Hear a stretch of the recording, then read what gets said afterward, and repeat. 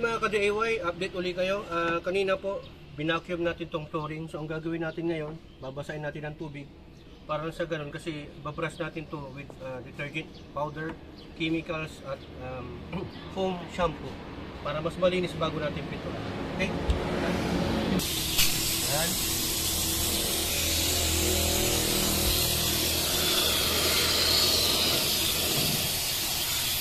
Ayan.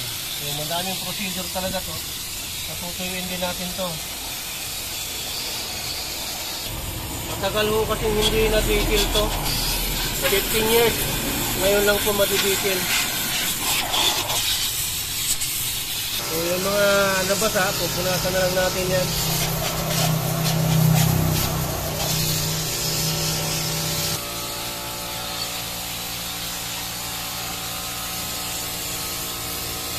Ayan. Grabe o, ngitin.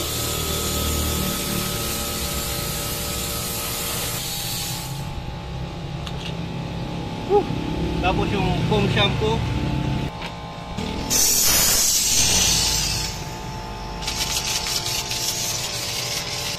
Babrasin po natin yan bago natin pinturahan para mas malinis. Isang banlaw lang naman to, isang brush lang, tapos isang banlaw, okay na. Yun, yung mga nababasang wiring natin dyan, bublunguran na lang natin yan mamaya. Tapos yung mga tirang tubig, ibabacuum natin ng wet and dry.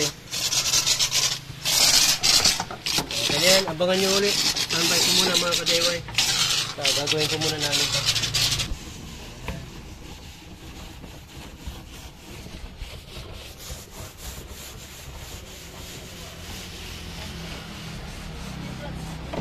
Yan, kailangan din po na brushin natin itong mga pedal ng preno or accelerator pedal.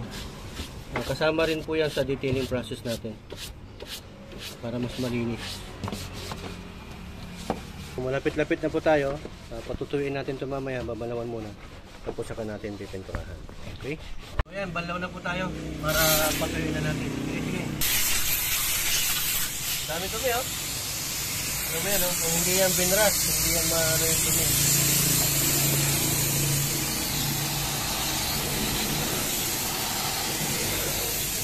Daming dumi, grabe. No? Ano na natin yan, mamaya papagsam natin. Hanggang doon yan. Okay? So, standby po muna kayo. So, yan. Hindi nakuha kanina. Doon sa may ano. So, yan. Sa may butas. Yung minasilihan natin. Yan, ang dami yan. Yan, malapit yung matapos. Drying na lang. Saka natin pipinturahan na. Slim ko lang po ha. Yung ginagawa kong process na to, ingat lang po. Kasi baka may mga magbabasa kayo mga electrical parts na kung saan hindi nyo dapat babasahin. Pero sa amin may nababasa kami. Pero ano yan, i-blower namin yan talaga sa drying namin. Yung mga computer box, ingatan nyo magbasa yan ng todo o ng ano direkta. Ayan, drying na. Pupunatan na to. Ayan.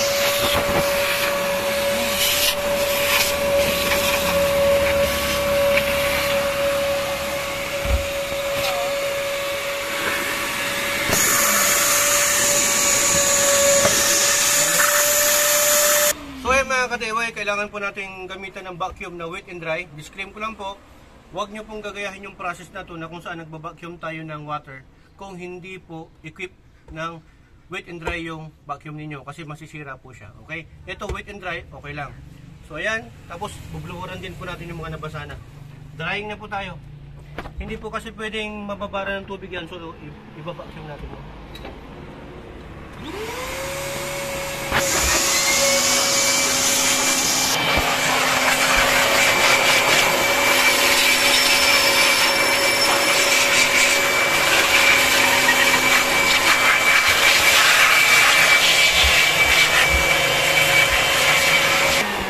Kailangan po nating bluwaran na maigi yung mapatuyo yung mga electrical parts na kung saan nabasa.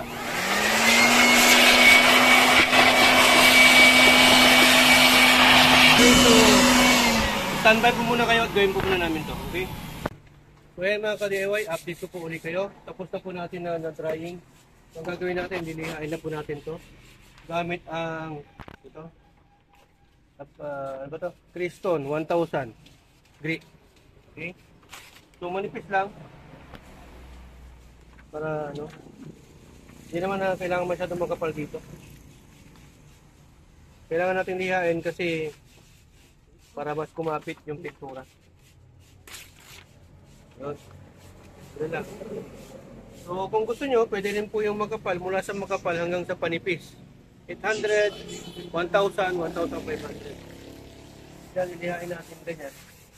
Kasi kung hindi natin ilihain to, hindi po kakapit yung pintura na maigi. Madaling matuklap.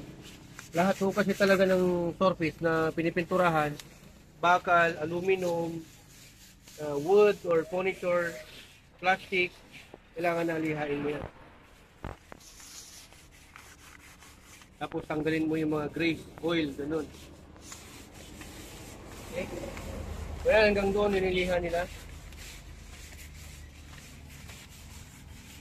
Hindi naman kailangan na tanggalin tong pintura na to. Yung tipong ano lang, kakapit lang yung pintura.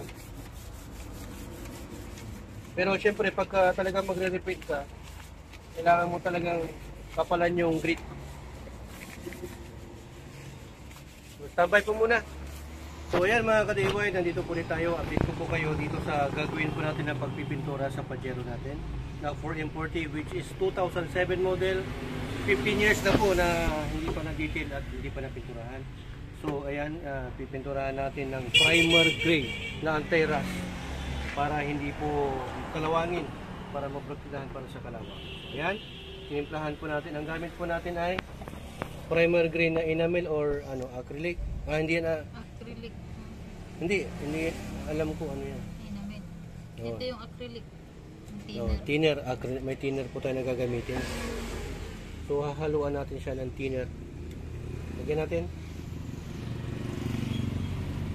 Tapos i-shake mo.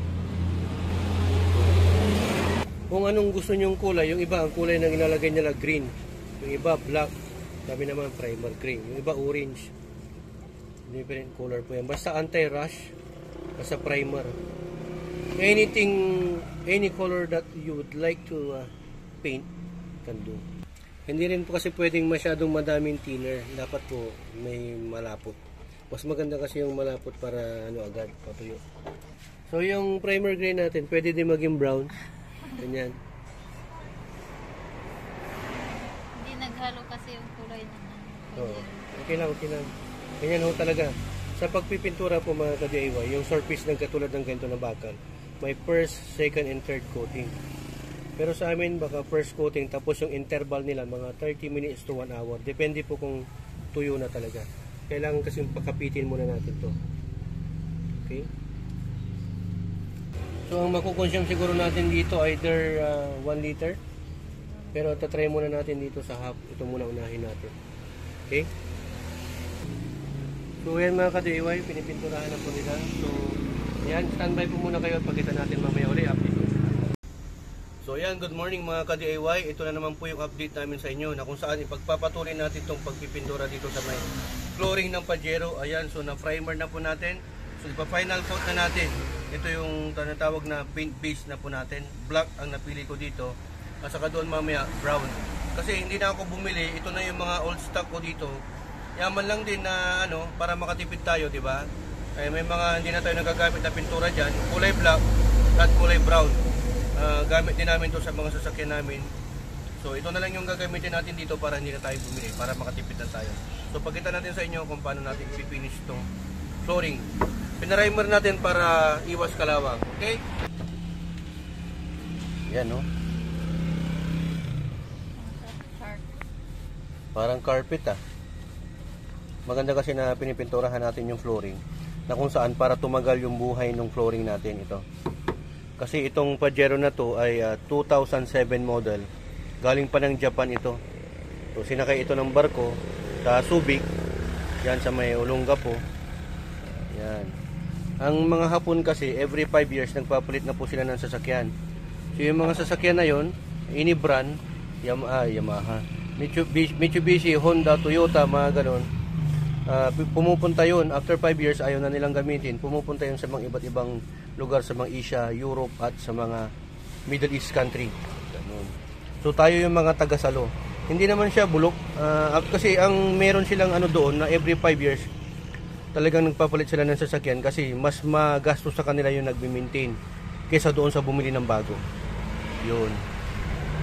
Kasi dito sa Pilipinas, alam nyo na, Pinoy, madiskarte, kahit bulok yan, kahit na sira-sira na yan, pwede nating ayusin, pwede nating i-improve, di ba? Ganyan katibay yung mga Pinoy. Madiskarte talaga ang Pinoy, matyaga, mahilig sa mga experimental. So, ayan. Ito, itong primer niya, ano na natin ng mga buong gabi, buong araw pala. So, ito, black na. So, ito yung mga final coating niya. So, sa pagpipintura naman, may first, second, third coat, ganyan. So, ito, first coating nung primer base natin, primer base, yung base paint natin. So, ayan. So, standby po muna kayo at gagawin po muna namin. Ayan, so dito naman ang part sa may flooring sa may harap. Ayan, color brown. Army brown naman ang primer paint natin, yung base paint natin. Ayan. Pag magpipintura ka naman ng mga ganitong flooring, hindi ka naman naabutin ng ano, buong araw. Pag sa sasakyan lang first and second coat. Ayan. Kailangan pinturahan talaga to para mas lalong tumibay. Bango. Bango pa. Army brown po ito. Maganda to pag ang ihalo yung thinner ay yung urethane, di ba? Ano kasi daw yun? Mas Universal. Universal thinner yun. Pero mas maganda yung Ansal, di ba? So ayan, update po ulit mga ka-DIY. Second coating na po tayo dito sa may likod na flooring ng Pajero. Ayan, kulay black na flat black po yan, hindi po yung glossy. Flat black po ang ginamit natin na water base. Ayan. Ayan, malapit na matapos. Tapos dito naman tayo sa may unahan na flooring. Kulay army brown naman po dito. Ayan, so ayan. Second coat na rin po yan. Patutuyo lang namin to siguro ng mga half day. Tsaka na natin ibabalik yung carpet. Or kung talagang matuyong-tuyo na, ayun. Tsaka natin pwedeng ibalik. Kasi hindi rin pwede magbalik ng carpet pagka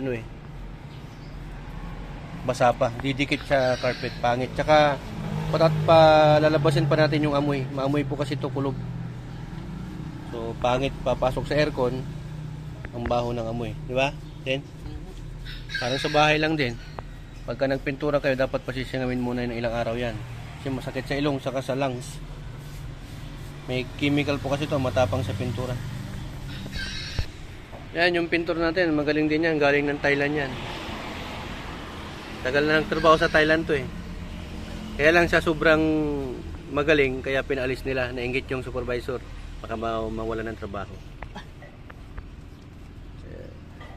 Sa sa barko nagpipintura.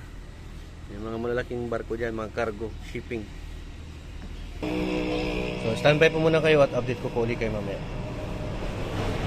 So yan, good morning again mga ka-DIY. Ito yung pagpapatuloy natin na kung saan nagpintura tayo dito sa may flooring ng Pajero natin, which is Pajero 4M40 GDM 2007 model. So 2002 ngayon, 15 years na po yung Pajero natin. So kaya ginawa natin na pininturahan to para maiwasan natin yung corrosion at yung rust. Ayan, kasi nagkaroon na po siya, nag-build up na po siya ng rust sa may banda dyan. Nilagyan na rin po namin ng masilya at fiber. So nagkaroon siya ng butas, hindi ko na malayan sa katagalan. Dahil mahilig tayo mag-river cruising, mag-trail. Ayan, dinadaan natin sa may river mismo, sa may tubig. So ayan, nagkaroon siya, nag-build up siya ng kalawang. Kasi doon sa ilalim ng carpet, hindi talaga nababacuum yun. Yung nababacuum lang yung sa ibabaw ng carpet. Doon sa ilalim ng carpet at doon sa mga plastic trim niya, maraming mga buhangin. So yung buhangin, pagka nababasa ng tubig, unang ulan, nagbi-build up siya ng rust or corrosion. Ayun, kinain niya yung sahig natin, yung flooring. So para maiwasan, ang ginawa natin, tinanggal natin yung upuan, tinanggal natin yung buong carpet, nilinisan natin ito ng tubig, detergent powder, soap, tapos bar, tapos binalawan uli natin, tapos binras talaga natin tong flooring niya para na sa ganun matanggal din yung mga dirt, grime, yung mga grasa, mga oil, mga ganun, o kung ano-ano mang mga dumi na nakadikit na dito. Kasi matagal na to, luma na to, lolo pajero na to, lolo na to. So kaya maintain natin, ang tawag dito is preventive maintenance, na kung saan para ma-prevent natin yung pagkalat or pagdami ng kalawang pa. So ayan, ang unang ginawa natin dito na step, syempre, binalawan natin. Una-una muna, ulitin ko, recap lang tayo. Tinanggal natin yung mga upuan, tinanggal natin yung carpet, binalawan natin, binakyum pala natin muna, tapos binalawan natin ng tubig, tapos binras natin with detergent powder at saka mga APC o yung chemicals natin ng MTX. Tapos syempre binalawan uli natin, tapos pinunasan natin for drying, binakyum uli natin yung mga tirang tubig ng vacuum na wet and dry, tapos binlower natin para matuyo yung mga electrical parts niya. Kasi hindi pwede na ibalik natin na basa yung mga electrical parts. So sa paglilinis naman ito ng tubig, iwasan nyo yung mga electrical parts na mabasa, lalo na yung mga computer box ng TCM or Transmission Control Module. So ayan, natuyo na. Nung natuyo na, pinatuyo natin na maigi, nilagyan natin ng primer. Yun, yung primer gray. Para na sa ganun, lahat ng nagpipintura, alam nila yan, na bago ka magpintura ng base paint mo, dapat ipa-primer mo muna. Yung primer kasi, yun yung magpapakapit at magpapatibay nung mong uling pintura. Okay? So, kailangan kasi na pina-primer muna, lalo na yung mga bakal. Kasi yun yung mga pang-ano sa kalawang, pang-prevent. Tapos, yung primer natin, hanggang second coat tayo doon o third coat. Ayun. Una muna, yung interval, mga 30 minutes to 1 hour. Hanggang buong araw na pinatuyo natin yung primer gray, saka natin pininturahan ito, army brown. Ayan. Tapos doon sa kabila, flat black naman ang pinuntura natin. Ayan. So mga ka-DIY, baka nagtataka kayo bakit dalawa pa yung kulay na ginawa natin. Actually, itong pintura na to, itong army brown saka flat black, ano po yan, old stock na po dito sa natin sa shop. Nagpipintura kasi tayo ng mga bagay-bagay sa mga airsoft, sa mga bakal o kung ano-ano. Ito yung mga tira. So ang ginawa natin, instead na bumili tayo, hindi na tayo bumili, 'di ba? Ito na yung ginamit natin para na kung saan makatipid din tayo. 'Yun. So dito naman sa base paint natin na army brown saka yung flat black, hanggang third coat po 'yan. Inantay namin yung interval 'yun na matuyo hanggang second coat hanggang third coat. So ito na yung final na kinabasan. Yan na po yung kinalabasan. Hindi ito glossy, flat black po siya. Parang rubberized po ang tawag dyan. Ito rin. Hindi rin ito glossy. Army brown to. Pero ang nilagay natin dito na thinner is yung acrylic. Acrylic thinner.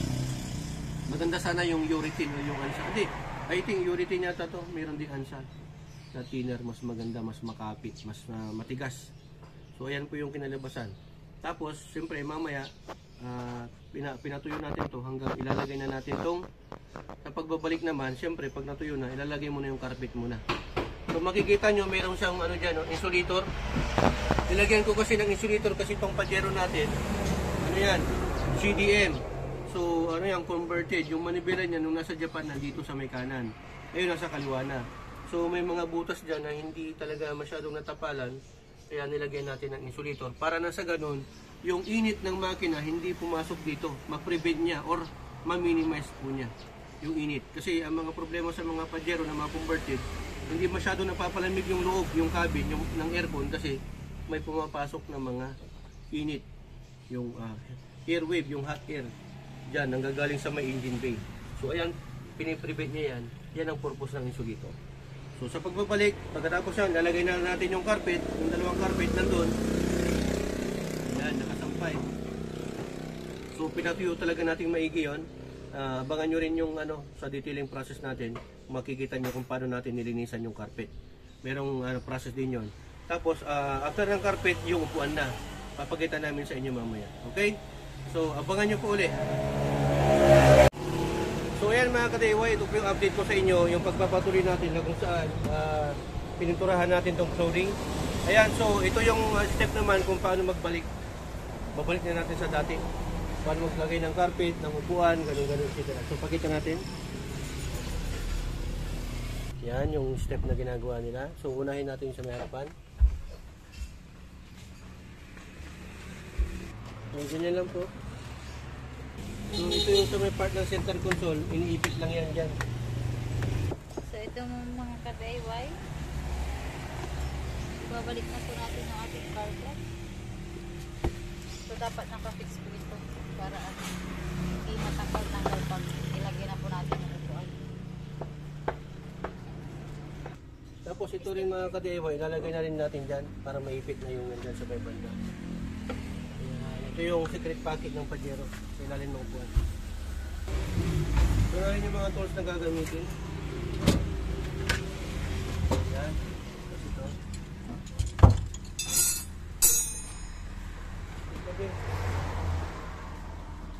Pero bago natin ilagay yan, siyempre, ano muna natin to. Itong tornilyo niya. So, size 12 to. Lalagyan na rin natin. So, ayan mga ka-DIY, dito na tayo sa pangalawang carpet. Ang style nito, itataas mo lang ito mga ka-DIY para maibit niya. Yan. Tapos ipapasok mo dito sa may mga butas. Ganyan. Napakadali lang po ito, napakasimple. Yan. Tapos, iipitin mo lang siya. Pwedeng pa ganyan, pwede rin pa ganun.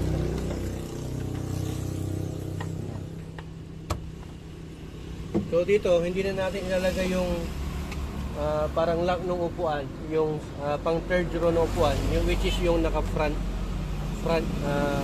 face siya. Kasi naka FX style tayo ng upuan. Tinatawag na FX style na upuan.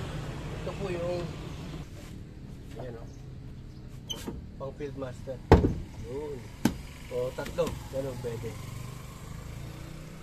Kasi yung dati niya to, paharap doon, kaya meron dito. Kasi pagka binaba mong ganyan, maglalak dito yun. Okay, so hindi na natin nalagay yun, ganyan na lang. So ganyan, panurin nyo po kung paano nila nilalagay. Tapos dito, may tornilyo dito. Yan yung clip. Flat screw lang yan. Yun. Yung ano kanina dito, actually ito, dito din yan. Okay, so malapit na po natin matapos to. Ang kasunod nito na ilalagay nila yung dito sa mga plastic trim. Dito sa may side na to. Sa mga, para nakatago yung wire. So dito natin siya ilalagay. Apat yan, 1, 2, 3, 4 kasi apat na pinto.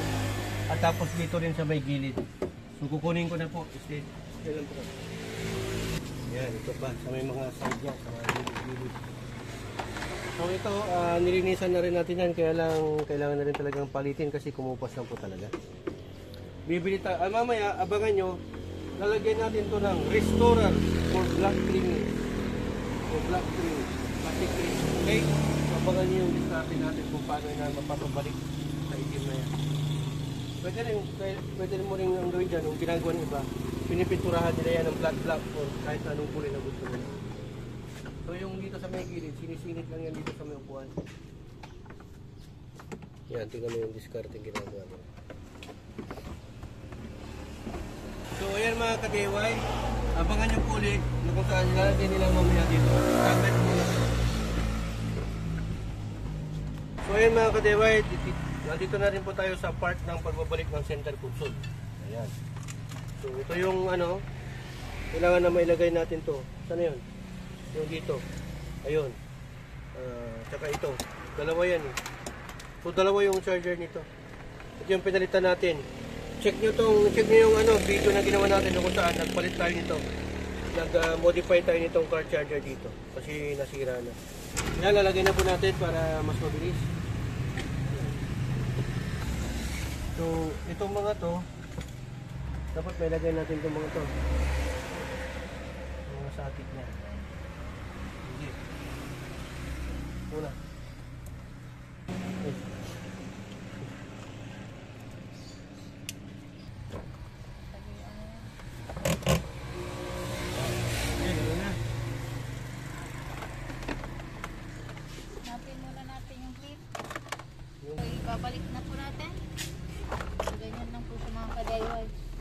basic.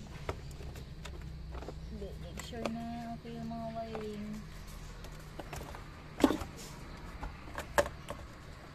Then ilagay muna natin tong clip dito sa may cambio. DIY, i-continue na po natin yung pagbabalik sa ating center console. So ito po, yung mga sensor po dito, yung mga socket, saka na lang, hanapin na lang natin kung saan po yung connection. So tatapa lang natin dun sa may tornilyuhan. May dalawa po kasi dito, bali 4 po pala. 4. Ito po, dalawa dyan sa baba. Dalawa po dito mga ka-DIY, tapos dalawa po dito sa may ilalim. So, ayan, lalabas lang natin yung mga socket para in case na kakailanganin po natin. DIY.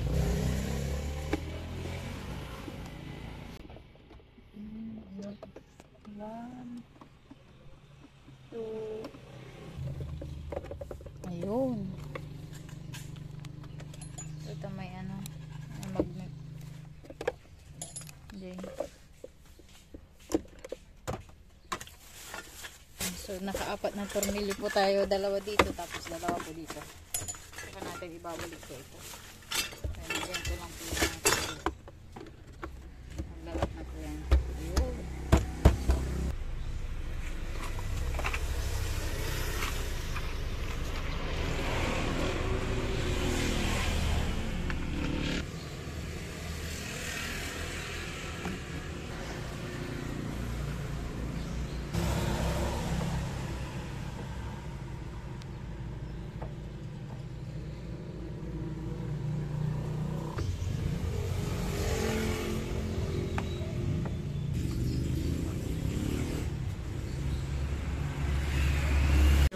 Sa pagbabalik naman tayo, last part na po, paglalagay po ng upuan. So yan, kinakabit na po natin yung upuan. May 4 po na tourniquets yan, so akit ka dito para makita nila. Yan, saglit lang naman yan, hindi po kayo mahirapan dyan.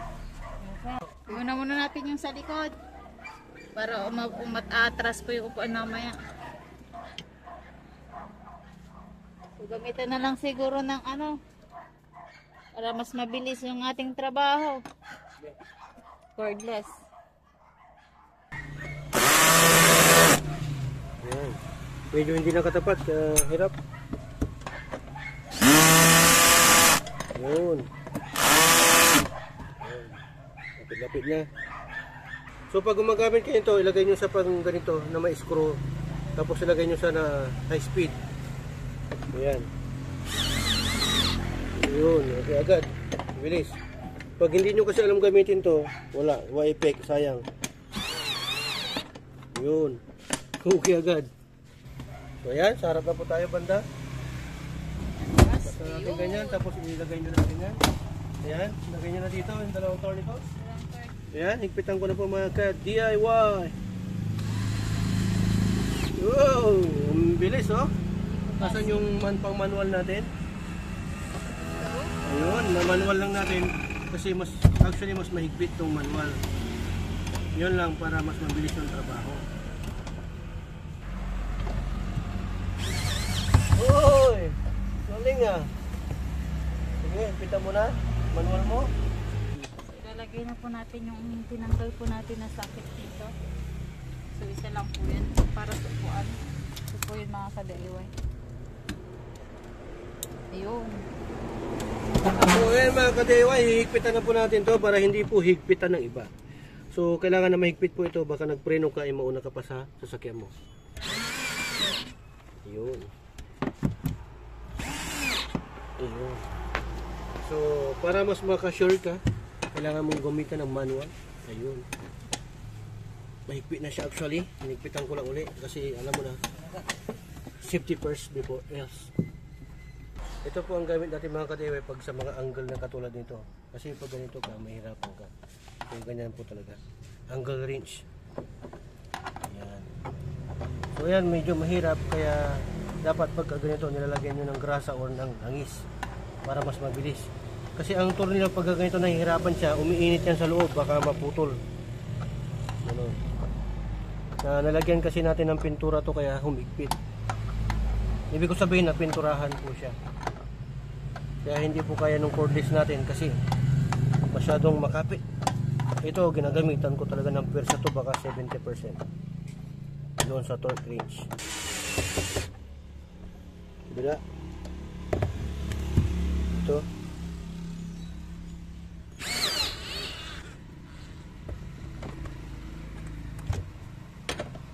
yan, manual na rin natin.